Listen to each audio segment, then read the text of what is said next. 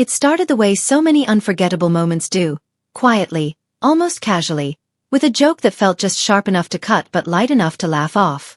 John Oliver walked onto his stage with his usual energy, the familiar blend of confidence and mischief in his voice. The audience was ready for laughs, maybe a few uncomfortable truths, nothing more. But within moments, it became clear that this wasn't going to be just another segment. This was going to turn into something far bigger. Something messier. Something that would spiral far beyond the studio walls. Oliver didn't open with shouting or accusations. He never does. Instead, he began with a setup that felt almost harmless, a playful framing that lulled the audience into comfort. He referenced past statements, familiar bravado, the kind of confidence that had become synonymous with Donald Trump over the years. The tone was light, but the direction was deliberate. Oliver wasn't just telling jokes. He was laying groundwork. Every word was chosen to sound casual while quietly guiding the audience towards something more pointed. The premise was simple on the surface. Trump, a man famous for claiming he could outthink anyone, had once again positioned himself as the smartest person in the room. He had boasted, as he often did, about his instincts, his timing, his unmatched ability to read people and situations. Oliver let those claims hang in the air. He didn't challenge them outright. He didn't need to. He simply let Trump's own words speak first, reminding the audience just how often Trump declared victory before the game was even played. At first, it was funny in the expected way. Clips rolled of Trump confidently asserting that he was always several steps ahead, that critics were fools, that opponents underestimated him at their own peril. The audience laughed because they recognized the pattern. They'd heard it all before. This was familiar territory. Comfortably absurd. But Oliver wasn't interested in staying there. He was interested in what happens when confidence meets record, when bravado collides with memory. The shift happened almost imperceptibly. Oliver transitioned from Trump's self-praise to moments where those claims were tested by reality. Not through opinion, not through commentary, but through Trump's own past statements. Each clip was chosen with care. Each one contradicted the last just enough to raise an eyebrow. The laughter in the room began to change. It was still laughter, but now it carried curiosity. The audience wasn't just enjoying the joke. They were paying attention. The brilliance of Oliver's approach was restraint. He didn't rush. He allowed the contradictions to accumulate naturally. Trump had said one thing on Monday, another thing on Tuesday, and something completely different the following week. Each time, he had spoken with absolute certainty. Each time, he had framed himself as the authority, the final word. Oliver didn't need to add commentary. He simply placed the clips side by side and let the audience do the math. This was the moment when the segment stopped being just funny and started becoming magnetic. Viewers leaned forward. The room grew louder, not because Oliver raised his voice, but because the story was taking shape. Trump hadn't been outsmarted by an opponent or exposed by an investigation. He was being undone by himself. By the sheer volume of his own words. Then came the turning point. Trump, clearly aware of the segment and unwilling to let it pass, responded publicly. He dismissed Oliver outright.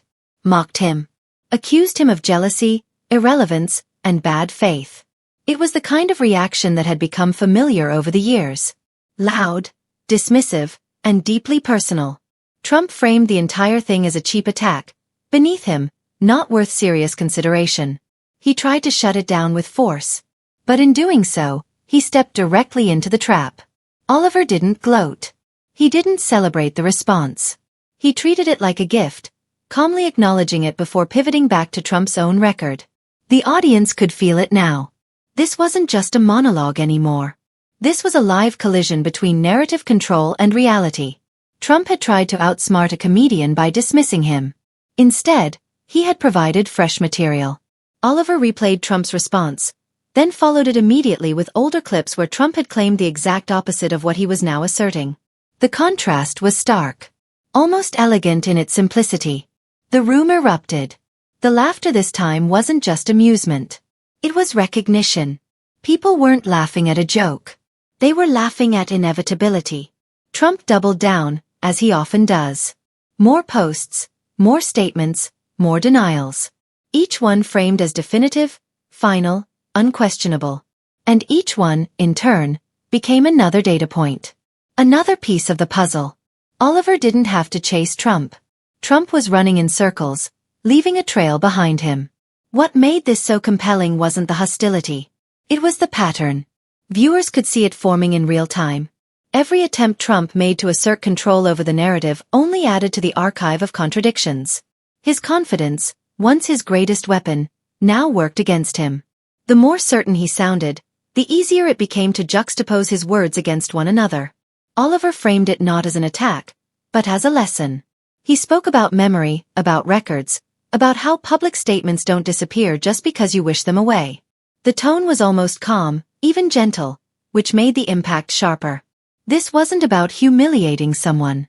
It was about showing how easily power can be undermined by inconsistency. The audience followed every beat. They didn't need to be told what to think. They were watching it unfold. Trump had tried to outsmart Oliver by brushing him off, by treating the segment as unworthy of engagement. But engagement was exactly what Oliver needed. Each reaction validated the segment, expanded its reach, and deepened its impact. As the story progressed, Oliver widened the lens. He showed how this wasn't an isolated incident, but part of a larger pattern in Trump's public life. Claims of foresight followed by reversals. Declarations of victory followed by excuses. Absolute statements quietly abandoned when they became inconvenient. The humor was still there, but now it carried weight. Viewers weren't just entertained. They were being invited to notice something fundamental about communication and credibility.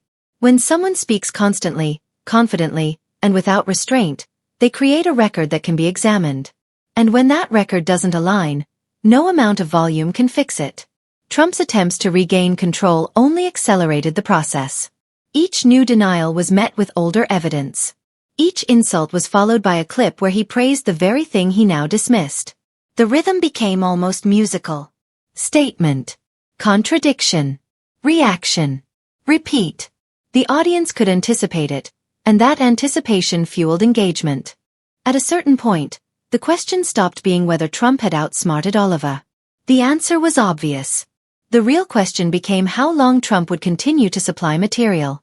The segment had become self-sustaining. Oliver no longer needed to add new arguments. Trump was doing the work for him. What made the moment resonate so deeply was its universality. This wasn't just about Trump. It was about anyone who believes that confidence alone is enough, that saying something loudly and often can make it true. Oliver tapped into a shared frustration, a collective weariness with denial culture, with the idea that reality can be reshaped by repetition. The audience felt vindicated. They weren't being told that Trump was wrong. They were being shown. Through his own words. Through his own history. Through his own reactions. It was accountability without confrontation. Exposure without accusation. As the segment moved toward its conclusion, Oliver delivered the final turn with precision.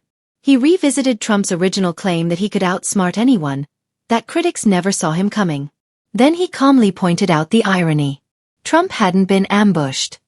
He hadn't been tricked. He had simply spoken. Repeatedly. Publicly. Confidently. And that was enough. The closing line landed not because it was cruel, but because it was true. Trump hadn't lost because someone attacked him. He lost because his words didn't agree with each other. Logic, not opposition, had ended the argument. The audience erupted, not just in laughter, but in something closer to relief. When the episode ended, the story didn't. Clips spread across social media. Quotes were shared. Reactions multiplied. Trump continued to respond, unable to let it go, each new statement reinforcing the point Oliver had already made.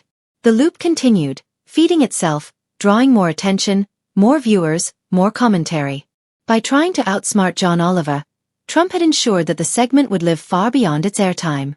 He had transformed a comedy bit into a case study. A demonstration of how power, ego, and language interact in the public sphere. And the audience, watching from home, understood exactly why it worked. They didn't need to agree with Oliver politically. They didn't need to dislike Trump personally. All they needed was the ability to recognize contradiction. To see confidence falter when examined. To understand that words once spoken don't belong to the speaker anymore. That was the real ending. Not a punchline, but a realization. Trump had tried to dominate the narrative, to dismiss criticism through force of personality. Instead, he had handed over the narrative entirely. His own words had closed the case. And that's why the moment went viral. Not because it was shocking. Not because it was outrageous. But because it felt inevitable. Because it revealed something people instinctively understand but rarely see illustrated so clearly. That power is fragile when it isn't consistent. That confidence is hollow when it contradicts itself. And that sometimes, the fastest way to lose an argument is to talk too much. Long after the laughter faded, that lesson remained. And in the end, it wasn't John Oliver who ended Trump. Trump did that himself. What happened next unfolded exactly the way Oliver had quietly suggested it would. Trump couldn't stop. Silence, which might have allowed the moment to fade, was never an option for him. Every instinct he had pushed him toward response, toward dominance, toward reclaiming control. And every response did the opposite. Each post, each interview remark, each offhand comment became another brick in the structure Oliver had already built. The story began to take on a life of its own. News outlets replayed the clips. Social media accounts stitched together Trump's denials with his past boasts.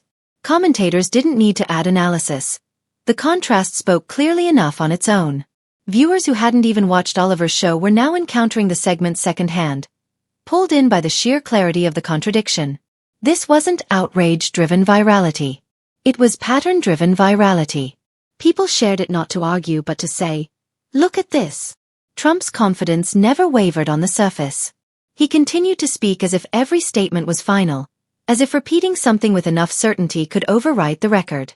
But the record remained. That was the core tension driving the entire moment forward. No matter how loudly Trump spoke, the past didn't move. His words were frozen in time, accessible, replayable, undeniable. Oliver returned to this idea repeatedly, though never heavy-handedly.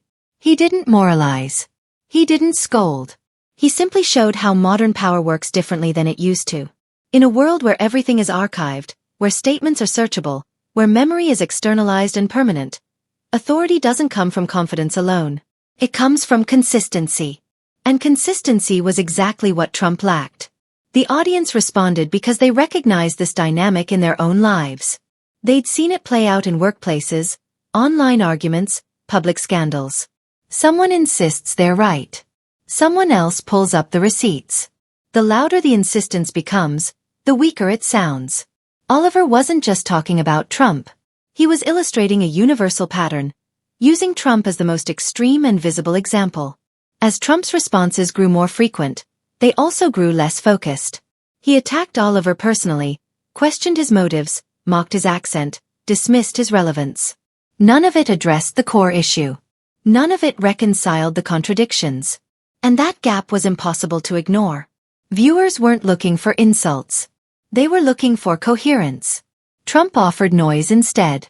Oliver highlighted this without ever saying it outright. He let the audience feel the imbalance. Trump was swinging wildly, trying to hit something intangible.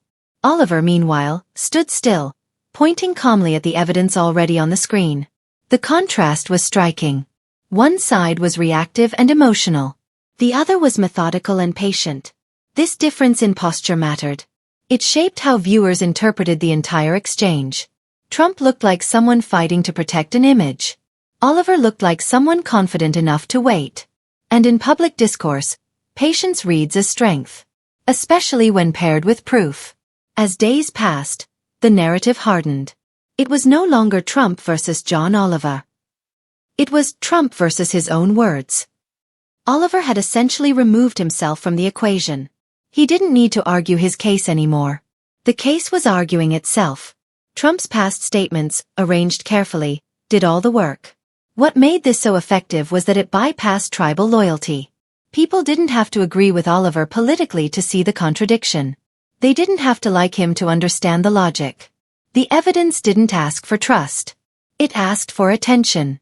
And attention was something Trump had ensured in abundance. The more Trump spoke, the more obvious the pattern became.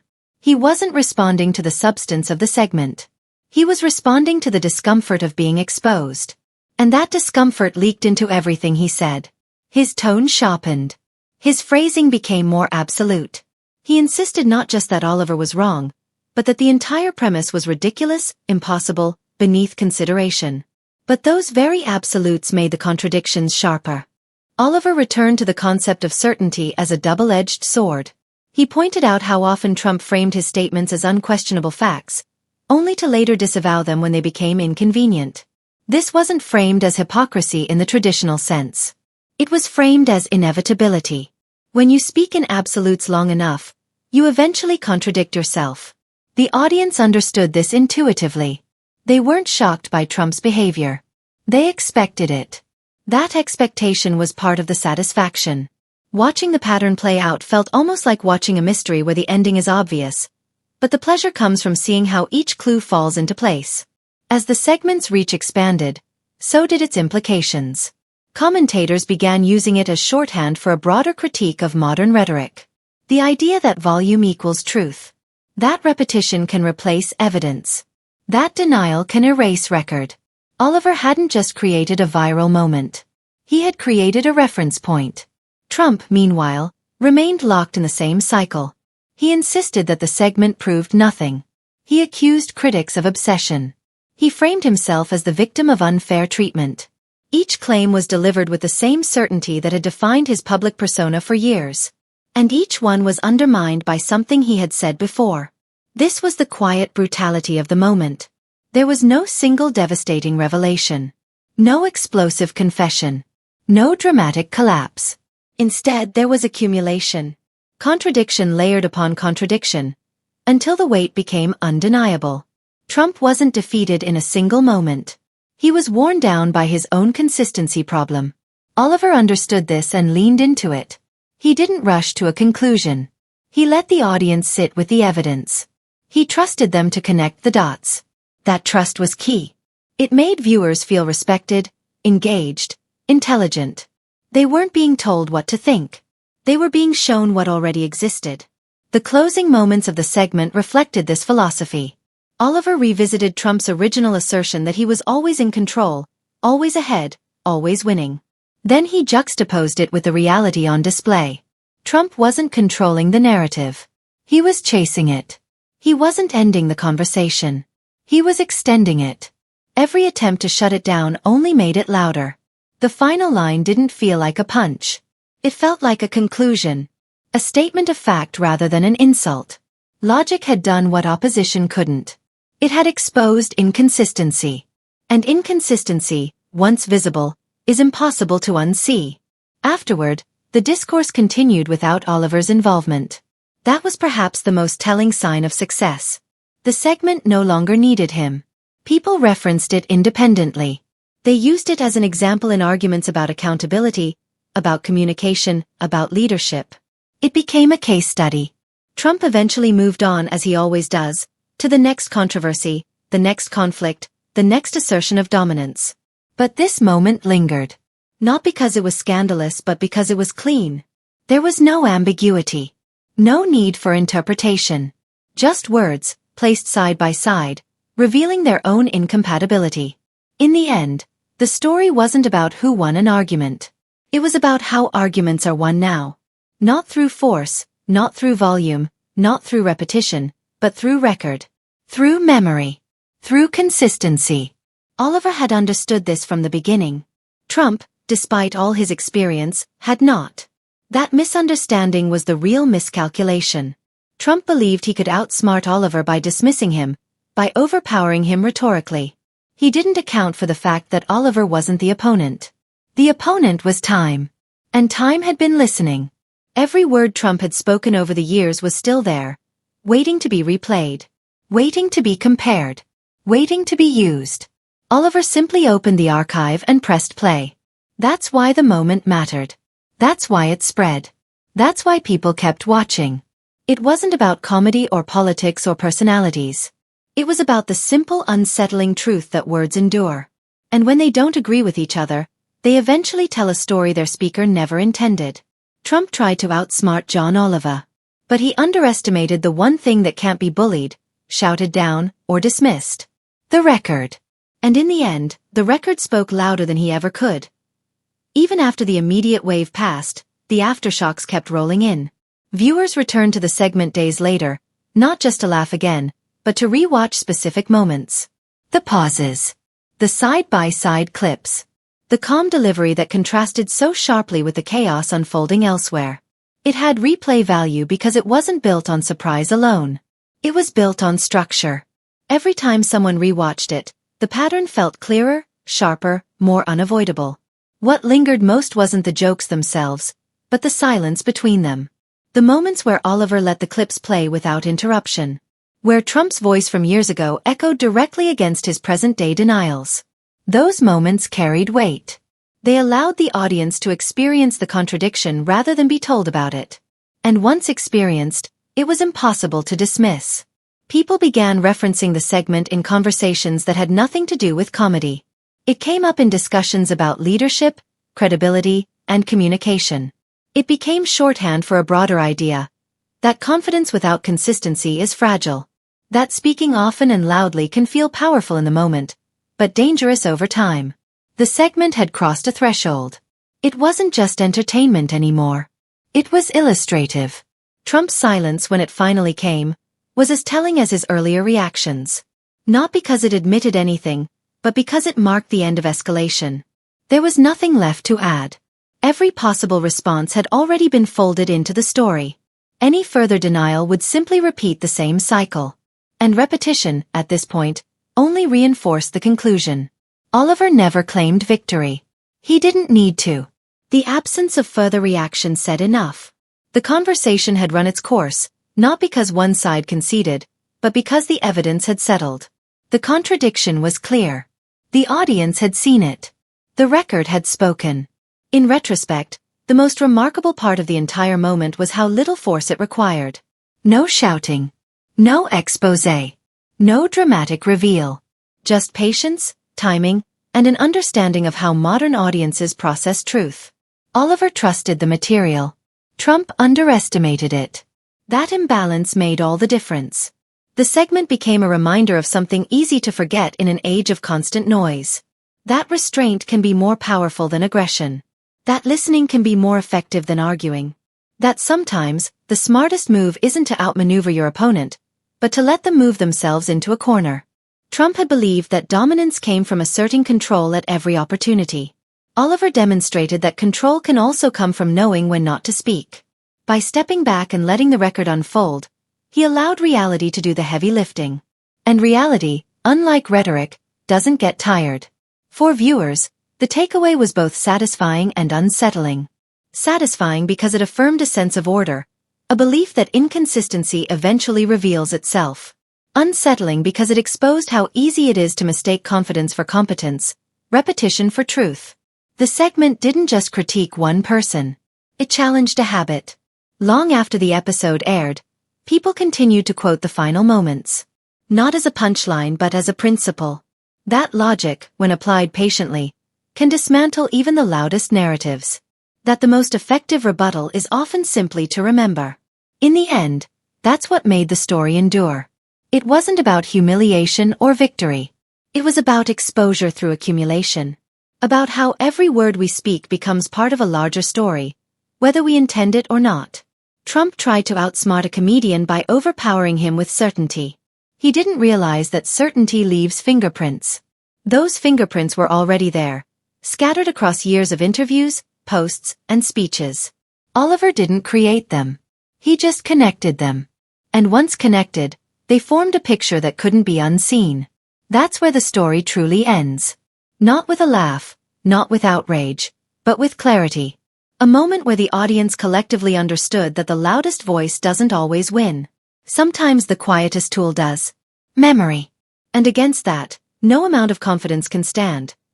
And as that clarity settled in, something subtle happened. The audience stopped reacting with surprise and started reacting with recognition. The moment no longer felt extraordinary. It felt familiar. Almost predictable. That recognition was the final quiet triumph of the segment. It had moved people from shock to understanding, from spectacle to pattern. What made it linger was how little it relied on novelty. There was no breaking news, no exclusive leak, no unseen footage. Everything Oliver used had been public for years. The difference was arrangement, context, timing. He didn't add information. He added coherence. And coherence, in a world overwhelmed by noise, is powerful. People began to see the exchange not as a clash between a comedian and a president, but as a demonstration of how narratives collapse.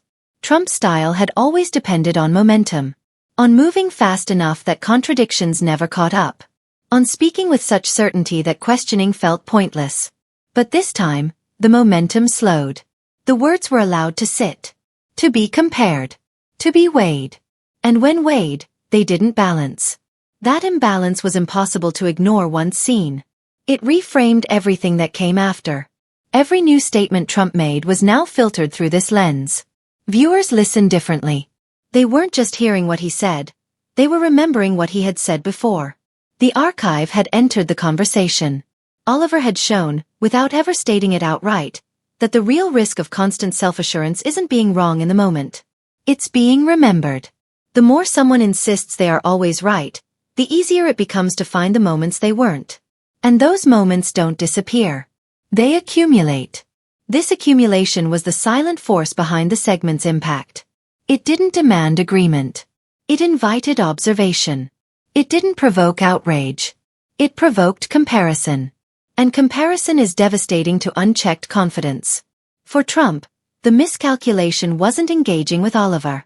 It was believing engagement could still function the way it always had. That he could overpower critique through repetition. That he could dismiss contradiction through denial. That he could simply move on and leave the past behind. The world had changed. The record hadn't. Oliver understood this shift intuitively. He didn't chase Trump's present statements. He anchored them to the past. He turned memory into an active force. And once memory enters the frame, the rules change. Arguments stop being about who sounds stronger and start being about who aligns with themselves. The audience felt that shift deeply. It mirrored their own experiences in a digital world where nothing truly disappears. Where old posts resurface. Where screenshots outlive intent. Where consistency becomes currency. The segment resonated because it reflected a reality people live every day. In that sense, the moment was bigger than either man. It wasn't about who won or lost a media skirmish. It was about a cultural reckoning with how words function now. How they persist. How they can be retrieved, replayed, and recontextualized endlessly. Trump tried to outsmart John Oliver by leaning into the traits that had always served him. Confidence, aggression, dismissal. He didn't anticipate that those same traits, multiplied over time, would become liabilities. That the very volume of his voice would create an echo chamber he couldn't escape. Oliver never needed to raise his voice. He let the echo speak. And that's why the moment endures. Not because it was loud but because it was precise. Not because it was cruel but because it was clean. It didn't attack a person. It examined a pattern. And patterns once seen, don't go away. The laughter that night was real, but it wasn't empty. It carried understanding. It carried recognition. It carried the quiet satisfaction of seeing something make sense. In a media landscape often defined by chaos, that clarity was rare. In the end, Trump didn't lose because he was challenged. He lost because he was remembered. His own words, scattered across years, assembled into a story he could no longer control. Oliver didn't end him with wit or mockery. He ended him with alignment. Or rather, with the absence of it. That's the lesson that remains. Long after the clips stop circulating. Long after the posts are buried. Words matter. Not just in the moment they're spoken, but in the moments they return. And when they return, they ask a simple question. Do you still agree with yourself? That question was enough. And once that question was out there, it couldn't be pulled back. It hovered over every subsequent statement, every confident declaration, every sweeping denial. It didn't accuse. It didn't argue. It simply waited. And waiting, in this case, was devastating. The audience understood that this was no longer about one segment or one exchange. It was about a shift in how power is perceived. In an era where everything is recorded, where statements are archived and searchable, authority doesn't come from insisting you're right. It comes from being able to stand next to your past words without flinching. That was the standard Oliver quietly held up, and it was one Trump couldn't meet. There was no dramatic fallout, no singular moment of collapse, just a gradual settling of understanding. Like watching a storm pass and realizing the damage afterward. The segment didn't need to trend forever to succeed. It only needed to land once, clearly, and it did. From there, the idea spread on its own. People referenced it in debates not as ammunition, but as illustration. This is what happens, they'd say. This is why consistency matters. It became a cultural footnote, a shared example, a reminder that words don't vanish just because the moment has passed. Trump would continue to speak, to assert, to deny. That was never going to change. But something else had. The audience had learned how to listen. They listened with memory, with comparison, with context. And that changed everything. Oliver had never claimed to be smarter than Trump. He didn't need to. He simply understood the terrain better. He knew that in the long run, the loudest voice isn't the most powerful one. The most powerful voice is the one that doesn't contradict itself. In the end, there was no final insult, no triumphant victory lap. Just a quiet conclusion that felt earned. Trump hadn't been taken down by a rival, a scandal, or a revelation. He had been slowed by time and undone by accumulation. By the simple act of being placed next to himself. And that's why the moment mattered. Because it showed, with startling clarity, that the most effective way to challenge power isn't always confrontation. Sometimes it's observation. Sometimes it's patience. Sometimes it's just pressing play. The laughter faded, the clips stopped looping, the headlines moved on. But the idea remained. Words are promises we make to the future. And the future remembers. Trump tried to outsmart John Oliver. What he didn't realize was that Oliver wasn't playing a game. He was keeping a record. And in the end, the record didn't need to shout. It only needed to be heard. And being heard was enough. No amplification required. No outrage cycle needed. The record didn't need to trend every day to do its work. It sat there, quietly accessible, waiting for the next moment someone claimed absolute certainty. Waiting for the next declaration that ignored what had already been said. That's what made the moment feel different from the countless other media clashes people had seen before. It wasn't built on escalation. It wasn't driven by shock. It didn't depend on outrage fatigue. It relied on something far more durable. Continuity. The simple act of lining up words spoken at different times and asking them to coexist. For Trump, that coexistence was impossible. His style had always depended on immediacy. On dominating the present moment so completely that the past couldn't intrude. But Oliver invited the past in and gave it a seat at the table. And once it sat there, calmly, patiently, it refused to leave. The audience sensed that permanence. They felt it in the way the segment didn't rush toward a climax. There was no dramatic music, no sudden revelation. Just a steady progression toward an unavoidable conclusion. Each clip added weight. Each denial added pressure. And eventually, the structure held on its own. That's why the segment didn't need embellishment. It didn't need exaggeration. The material was already exaggerated by reality itself. Trump's own language, his habit of speaking in superlatives and absolutes, provided all the contrast Oliver needed. The more extreme the certainty, the more fragile it became when placed next to a contradictory past statement. What lingered most for viewers was the sense of inevitability. Looking back, it felt obvious. Of course this would happen.